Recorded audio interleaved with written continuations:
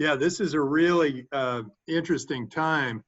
Uh, I believe that it was government overreach. I mean, now the numbers have proven that that's the case. And so we had this reset, I guess you're calling it. It has created an interesting opportunity. I mean, the first thing I look at is I say 26 million people unemployed. That is just a disaster. That is, they've taken a booming world economy and just brought it to its knees. That is tragic, more tragic than anything the virus ever did. And long term, we're going to see the effects of that. Um, but moving forward, there are some really interesting silver linings that have happened from all this.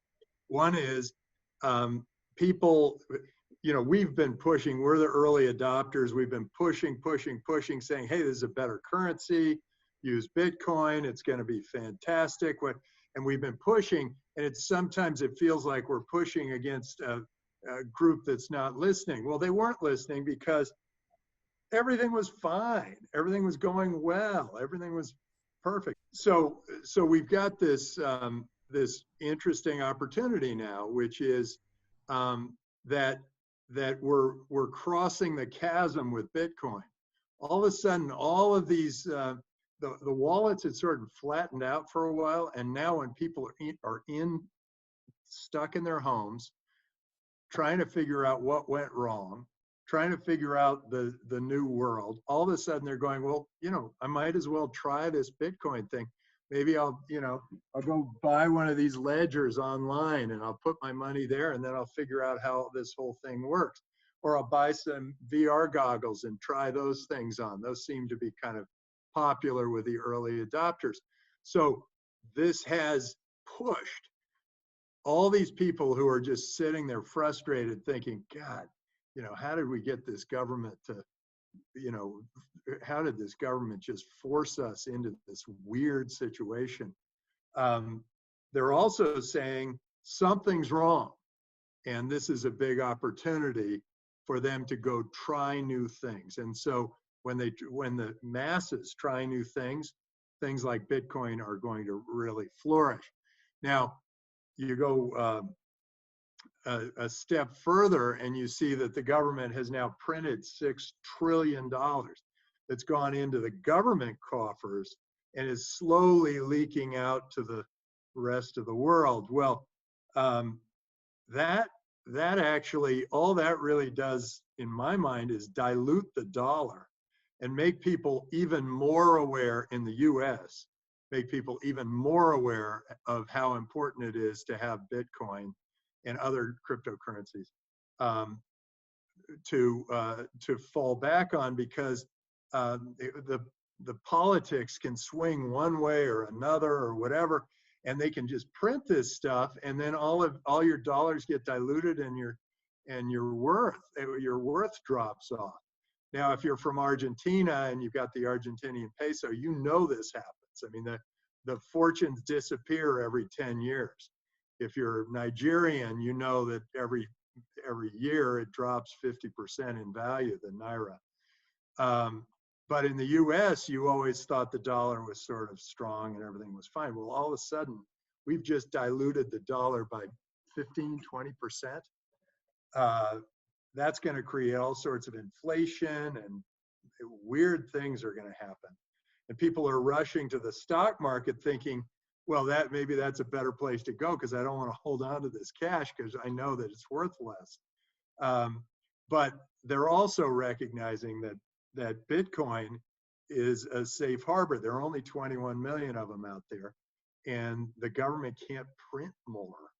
And it can't be driven politically, and it can't be, so that's very exciting. Here's the other thing that I see that's very exciting. And we all saw this happening. I mean, the internet opened up the world. The geographic borders started to fall. Everybody was doing more business worldwide.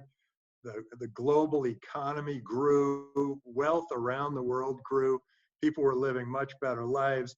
All those connections allowed for for some people to, make weed, and some people to drill for oil, and some people to create software labor or whatever. And we were all benefiting from having that open world.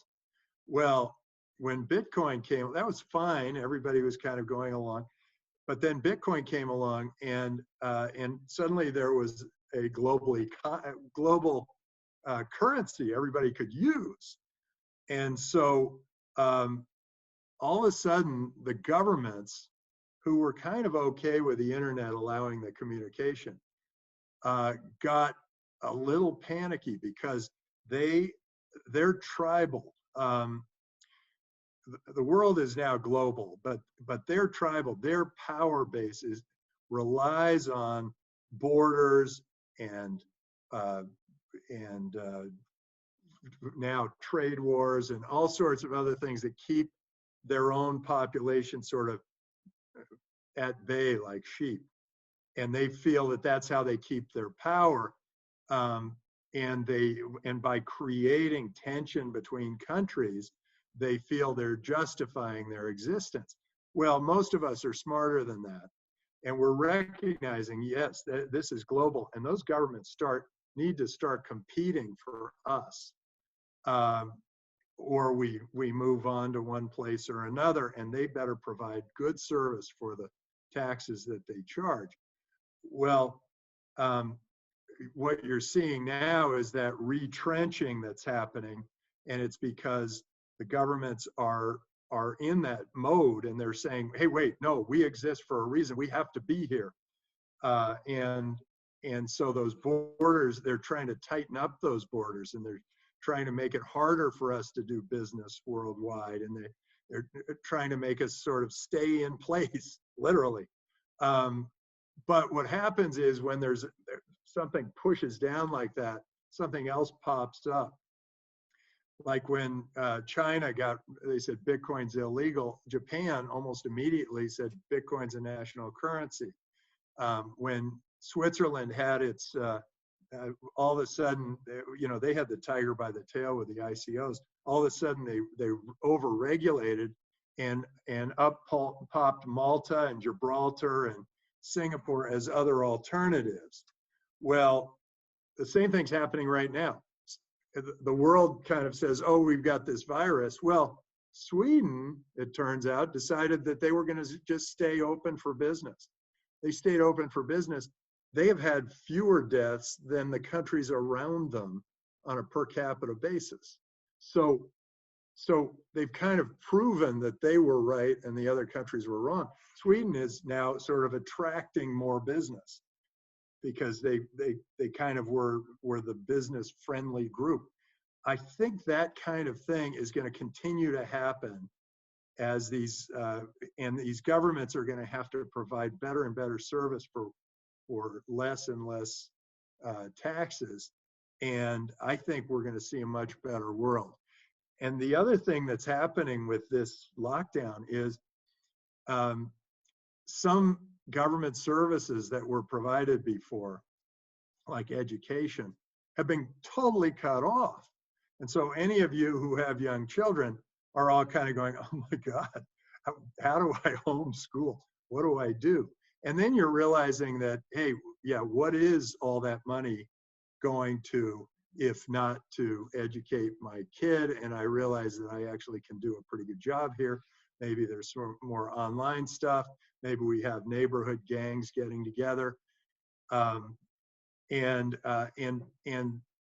suddenly people are starting to open up to new ideas. And that's really good for startups. It's really good for Bitcoin. It's also, at the same time, it's going to be a difficult time for a startup to get money from venture capitalists, because right now the venture capitalists are all shoring up their existing portfolios, trying to make sure that they're alive and not focusing as much on the new investments. And so a lot of these new investments are having more trouble getting money. We were lucky because I told everybody, boy, things are great. Raise as much as you can, just don't spend it. And I've been saying that for a couple of years. Well, now they're they're okay. So I actually can look forward to new things. And I'm looking very much for companies that are doing things like what you guys are talking about, which is decentralizing the world, building this new future, making sure that we build all the building blocks to where it becomes even no choice for people. Right now, it's like, do I use dollars because it's easy on my credit card, or do I use Bitcoin, which is a little more complicated for them because they haven't used it yet. Once they use it, it's like, oh wow, this is easy. But down the road, we're going to get more and more of these support things around Bitcoin, so that the choice will be, do you want a currency that you know is secure, and there are 21 million of them, or do you want a currency that is subject to the political winds and governments that decide to print it just willy-nilly, whatever? I think that choice will be very clear for people. And I think retailers are going to go, no, I want Bitcoin, for two reasons. They're going to say, I don't want to pay 2.5% to 5% to the banks every time you swipe a credit card. That's for one reason. The other reason is my dollars are decreasing in value over time. I would rather have something that either is flat or increases in value. So that's kind of the world as I see it. I think my view on this virus is a very unpopular one, although gaining ground as people are locked in place and going, hey, the deaths have really fallen off. This was no worse than this was really, I mean, a third of the number of deaths of a normal flu season. And somehow you guys locked down the whole world. I mean, I'm sorry, but I don't let the news take a piece of my brain. I think for myself, and I look at that and I say, that may have been one of the worst policy decisions in the history of the world. And that is not a popular point of view, and I understand it if you see it a different way, but I see it as, look, these politicians, they didn't know what hit them. Of course, they wanted to save lives, and they're trying to keep everybody safe and all that stuff. But after 2 weeks, they should have known the hospitals were almost empty. They should have just said, okay, now we're open for business again. And they didn't. And hopefully they're getting there, but they are going to need more encouragement, because otherwise it's like, we got to wait until there's no coronavirus anywhere in the world, and that who knows how long that'll take. And by then, we'll all be out of work. It won't just be the 26 million in the US and probably 10 times that globally. It'll be everybody. And if you're worried that you're not getting your favorite whatever, meat or toilet paper or whatever now, just wait. If they keep us locked down much longer, there are not going to be many options for humans. So with that kind fun note, I thought I'd open it up for a few questions since we're in this format. Awesome, thank you so much. If in the chat, if you guys are able to just raise your hand if you have a question, then I can easily unmute you in sort of a civilized way. Rather than all of us talking at once. Oh, and while you guys are coming up with that, I'll answer one question that a lot of people have. What do I look for now as a venture capitalist? I am looking for those companies that are building decentralization, using these technologies, Bitcoin, the blockchain, smart contracts, artificial intelligence, machine learning, and applying them to the biggest industries in the world. The regulations are getting very onerous. And I think that's that tribalism kicking in. It's like, I'm losing my power. How do I get my power back? Oh, I know. I'll regulate. I'll keep telling people what they have to do. And if you keep that up, you're asking for a revolution.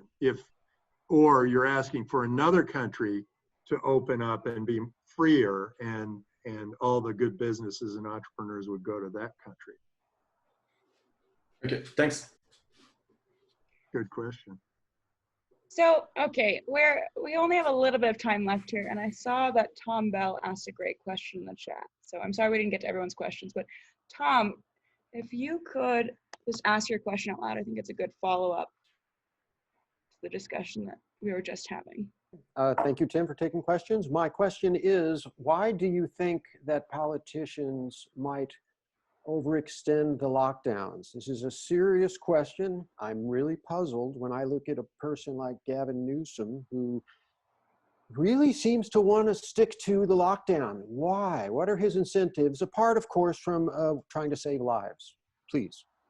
Yeah, it's tough to figure out people's thinking. I mean, I think, you know, as much as I'm concerned with some of Trump's antics, I think he's actually handled this pretty well, which is, let's give it to the states to decide, let's push it down. I think Gavin should be doing the same thing. He should be pushing it down to the local level. I mean, there's some counties that, like, people are 6 miles away, they're not 6 feet away. And you think, you know, really, in that county, you really think that you need to lock it down? Politicians do like the limelight, and there is a saying in politics, don't let this crisis go to waste. He may be stretching the crisis for all it's worth. Also, there is sort of a Democrat versus Republican thing here, where they're sort of saying, Democrats, we value lives more than Republicans do, and they want to, but what they're really not understanding is that they are destroying lives by destroying their economy. I mean, the reason we live longer lives, the reason lives go as well as they do, is because of the free market, and because we're able to do all these interesting things. And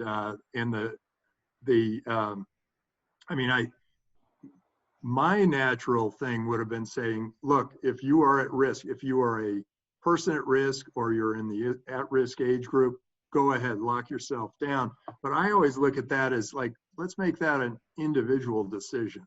Let's make it a personal decision. Let's not make it like everybody has to go, you know, kiss the ring.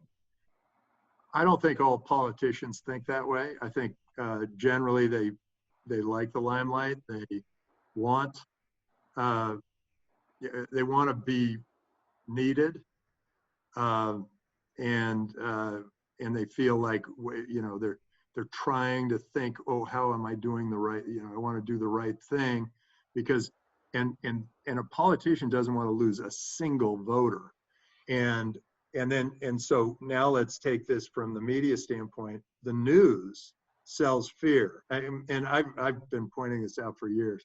They've been selling fear for years.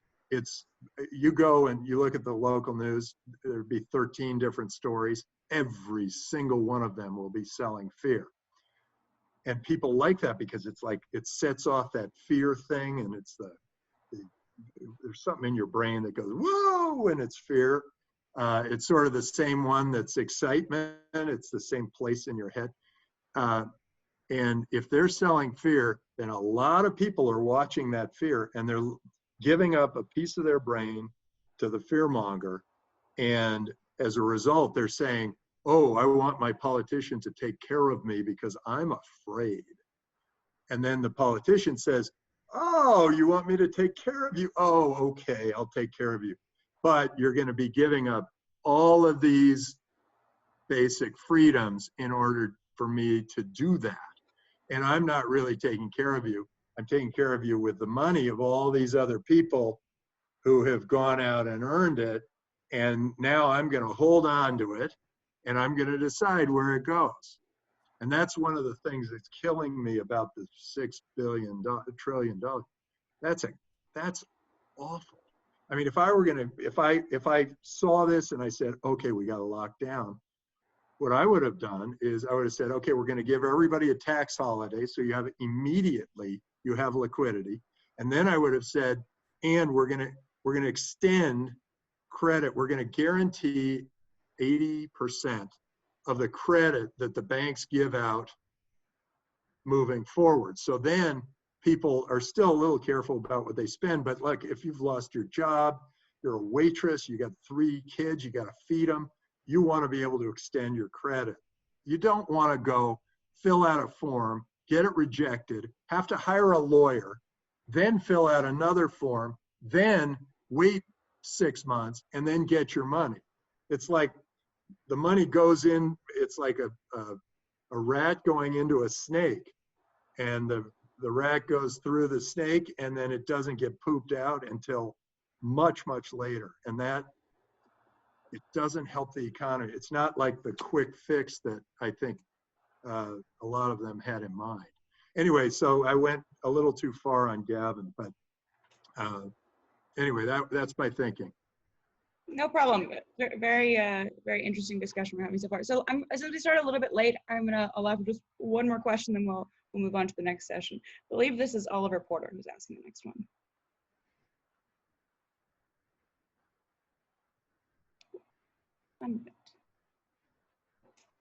I see Oliver down here. I see an Oliver, but I don't see the person.